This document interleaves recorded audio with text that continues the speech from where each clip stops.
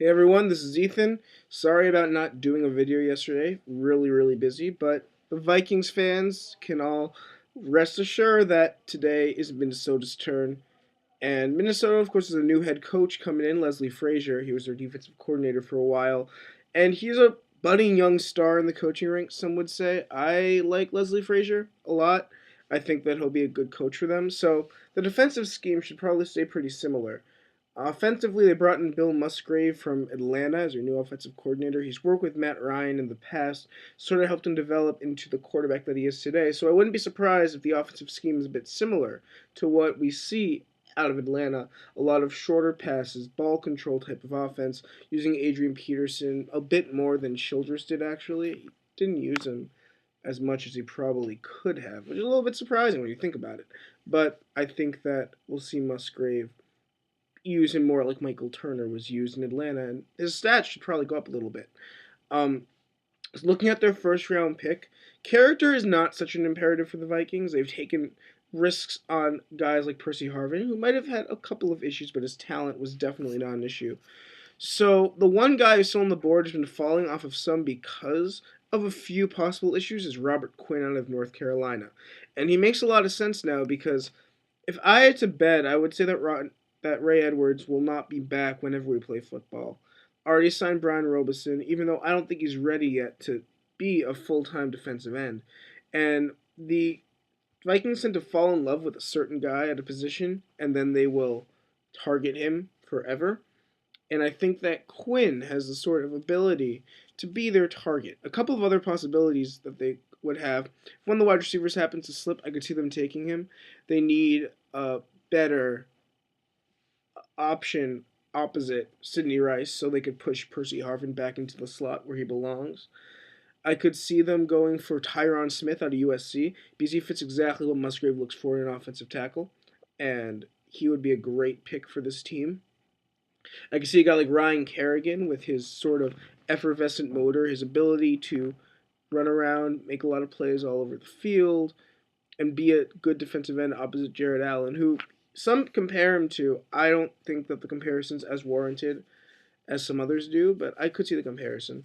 So, possibly. He also, of course, went to Purdue. That's where Edwards came out from college. Similar types of defensive ends. I actually think that the Edwards comparison is a bit better for Kerrigan. And there is any number of people who could also slip who would be interesting for them. I could even see them going the cornerback route if one of them happens to fall. But for these purposes, if I had to pick a favorite, if he falls, I think Quinn would be a really good fit, and mocks have him falling right now. So I think that Robert Quinn's a good guess. So looking at the rest of their possibilities in this draft, especially defensively, I could see them going defensive tackle pretty easily. And I think that's something to remember with defensive tackles is that they like bigger guys. The Williams wall, made up of two huge Williamses, who were both very heavy and very stout at the point of attack, and could double up against the run and the pass. And the kind of defense that Minnesota plays is really contingent upon that interior presence. You might not need to get a defensive tackle with the first overall pick, but you need to have guys who are going to be capable in both aspects of the game. So, one guy who I personally am not a fan of, but I could see the Vikings being a fan of, is Marvin Austin out of North Carolina. And he would make some sense for them in day two. He is superbly athletic, got a bit of a bad break because of what's happened at North Carolina. And just to editorialize for a minute, I don't see an effort issue with him. I think that the effort issue is a bit overplayed with guys like Marvin Austin. It's an easy way out to sort of not have to talk about some of his other problems. Personally, what I see with Marvin Austin is that he plays way too high. He gets so far up in his stance that it's really easy for offensive linemen to sort of push him back.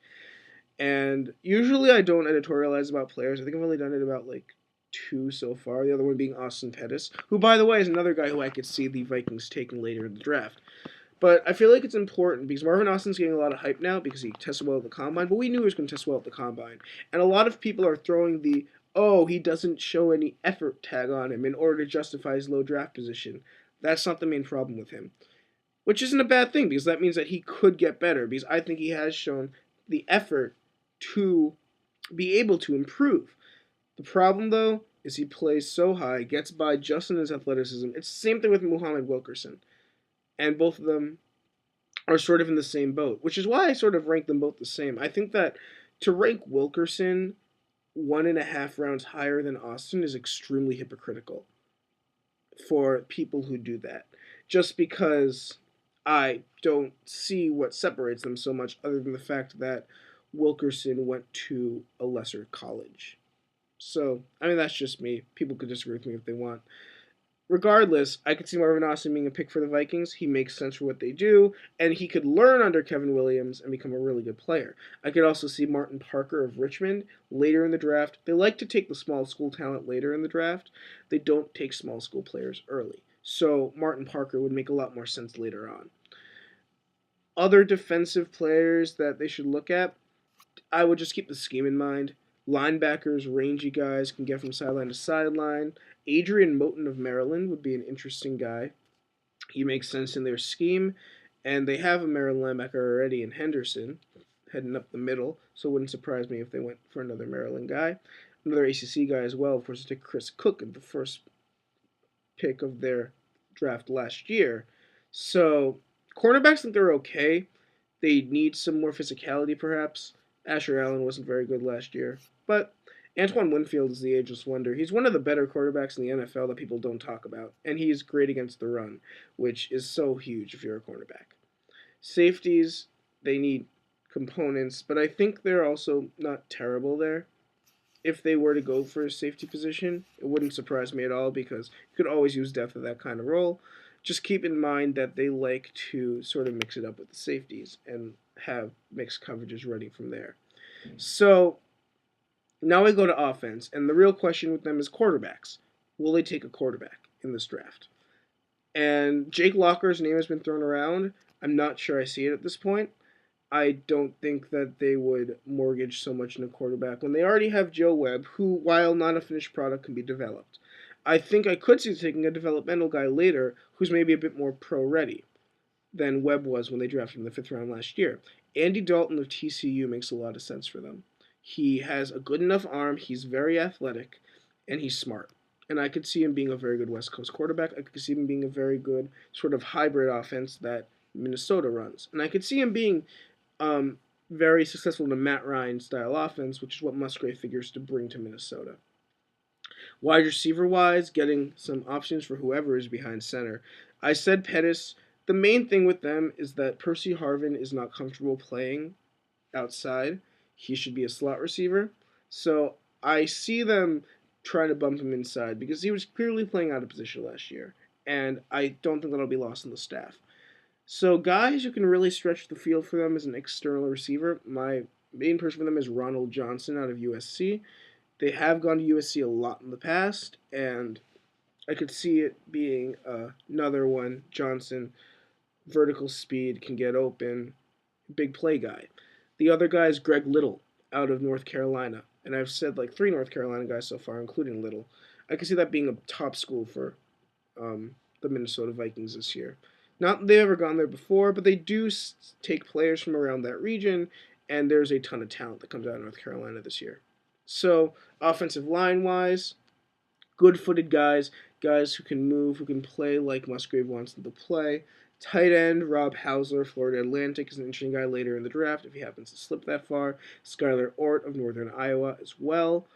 There are some options for Minnesota. I think that a lot of it's going to be predicated on who is available at the time.